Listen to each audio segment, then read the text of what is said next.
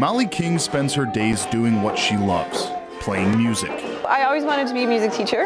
But not just any music teacher. A music teacher for students with disabilities. And I totally fell in love with it. I loved teaching kids with disabilities. It kind of became my thing. It wasn't where I thought my life would go, but now that I've started, I would never change it. Through each class here at Niagara Orleans, BOCES, and Niagara Falls, King sees the joy music brings to her students. I know that the students are in there, they're having fun, they really want to participate. The students want to participate, but they aren't always able. I have students here that have mobility issues that stop them from participating with the instruments that I have at all. It's inside of them, they know that they can do it. We just need something to facilitate that. That something comes from the minds of these 6 students from the Rochester Institute of Technology. Giving these students some kind of assistive technology to help them do that is just like incredible. Sophia Quinones is one of the students working with this BOCES class to build a drum kit capable of fitting the needs of these students with disabilities. A 3-piece drum kit. So that's the hi-hat cymbals, the snare drum, and the bass drum. It's their senior design project that's currently in the observation phase. By seeing the students interact with the instruments, the RIT students can get a good idea of how the adaptive drum kit should operate, whether it involves a drumstick, touchpad, or something more complex. Allows students to look at a certain part of a screen and then have the drum react to what they want to play. The students will take what they learned from observing the class back to RIT to begin their preliminary designs. It's the start of a year-long project. So we're hoping to have some kind of prototype, just basic prototype out of like cardboard, maybe some sheet metal, something, by the end of the semester, but the actual building phase doesn't happen until next semester. The students don't want to rush this.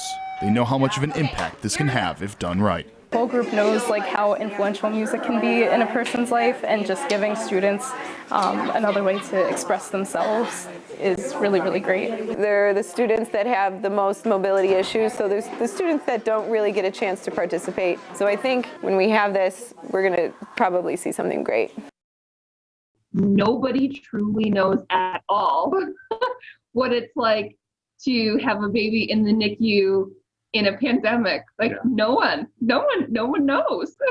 It's a club Danielle and Rick Schroka never thought they'd be a part of. Having their 24-week-old son Jackson clinging for life in the neonatal intensive care unit with COVID-19 stopping the world. Basically, they told us, you know, the odds were not in our favor for him at all. Fortunately, after 120 days in the Sisters of Charity NICU, Jackson is home. As for the Schrokas, they have advice for parents going through the same thing. This is like very taboo for some reason to talk about, but like getting medical, professional mental health help, you know, like it was a really scary thing. And whenever you go into the NICU, they always suggest you start talking to a counselor just about like regular stuff in the NICU for your baby. But then on top of it, for the both of us with the pandemic, so I think that's a lot of what kept us sane, if you would call it that. Yeah. I mean, I never thought that happens. Like, I thought that was like stuff that happened in movies. Clifton Utsi was given this 2004 BMW just last month. Now, it's evidence in a hate crime. Don't nobody do graffiti. It's 2020. That don't happen no more. Utsi says he found his car covered in racial and homophobic slurs Thursday morning on Saranac Avenue. He says he has no idea why this happened. Made even more shocking when he thinks about how safe the neighborhood is. I stayed in this neighborhood over here my whole life. Like, I've always been over here. It's a good neighborhood. Like, everyone knows everyone. The investigation is still ongoing and has caught the attention of one auto body shop looking to help. We just do it. It's really not a big deal for us. Frank Tadaro owns Collision Masters in South Buffalo. He's also an Erie County legislator and is now offering to fix the damage for free. Just see if we can remove the graffiti, if we had to paint a little bit. For us, it's what we do every day, so we can get the vehicle in and out and get them back on the road and feel better about themselves, you know. Tadaro says this is something he feels he has to do in order to help better the community, but unfortunately, according to Tadaro, this is not the first time he's ever had to offer this service. It's a more common reoccurrence than most people know, and it's sad. It can happen once a week, honestly, from what I see from other body shops. The original Facebook post showing the vandalism has been shared almost 1,000 times, with many comments alleging the damage was staged by Utsi himself. Who does that to their own vehicle? Who does that? Nobody does that to their car. How you gonna get around now if you mess up your car? How you gonna get around? As for the damage, a grateful Utsi says he will take Tadaro up on his offer, once he gets his vehicle back from Buffalo Police. Dude, really thank you guys for helping me out, and I appreciate that a lot. A gift from the heart, overcoming hate in the city of good neighbors. That is the sound of progress in Black Rock. This is going to reinvent Black Rock. You won't know this street in 2 years. Rocco Termini and Signature Development are putting $50 million into Chandler Street, with a large chunk being invested in this neglected building. This is the last frontier. We're 2 blocks from Elmwood. We're 2 blocks from Wegmans, in an area that nobody knows about. By June, this will become a tech complex full of different stores and restaurants like Barrel and Brine, which will be moving from its current location on Carolina Street. We're going to be part of building a community where there's literally nothing. Barrel and Brine has been in desperate need of more space. The growth has been insane. It's definitely skyrocketed. We've seen an increased demand in all of our products. So getting more room in a new tech complex is a huge advantage. The collaborations that are possible there, the conversations that are possible there, just the things that are going to happen, that's what I'm excited about.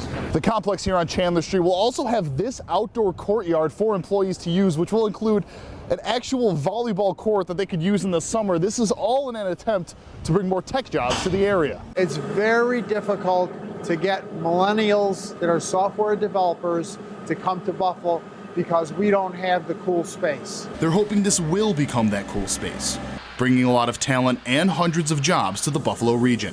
What's happening in the rest of the country but hasn't yet arrived in Buffalo will be happening here. There was some great times and some bad times. I enjoyed my time in the service, I really did. A warm autumn day in Washington, D.C., a chance for these men to remember and reflect. It's a long way back. I've been out of the service for what, 72 years or something like that, I think. Buffalo veterans from Vietnam, Korea, and World War II honored with a trip to celebrate their service. I wouldn't change it for anything else. And I'm proud to have served my country, you know. From the moment they landed in the nation's capital, from the mountain, they were shown how much their service meant. Well, memorials and all the different exhibits, and it's just mind-boggling. The entire trip, which is paid for by Walmart, is sponsored by State Senator Rob Ort, who is a veteran himself. I think it's also a chance to reflect and remember all their friends and fellow soldiers in arms who didn't come back home. I had a few friends that died in the service, and I always think about them, you know. We lost almost 50% of our landing craft at the invasion of Honolulu. 92-year-old Duke Williams served in World War II, was involved in the atomic bombing testing at Bikini Island and Korea. I'm a 3-time veteran, a 2-time winner and a 1-time loser. As Duke sits in the shadows of the World War II memorial, memories of one specific battle play out in his mind. I don't talk about Peleliu all the time, very seldom, because I get emotional.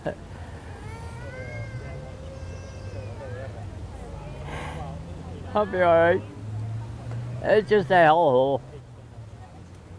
It's moments like this I come here, I get that way occasionally. that show how the greatest generation earned that title.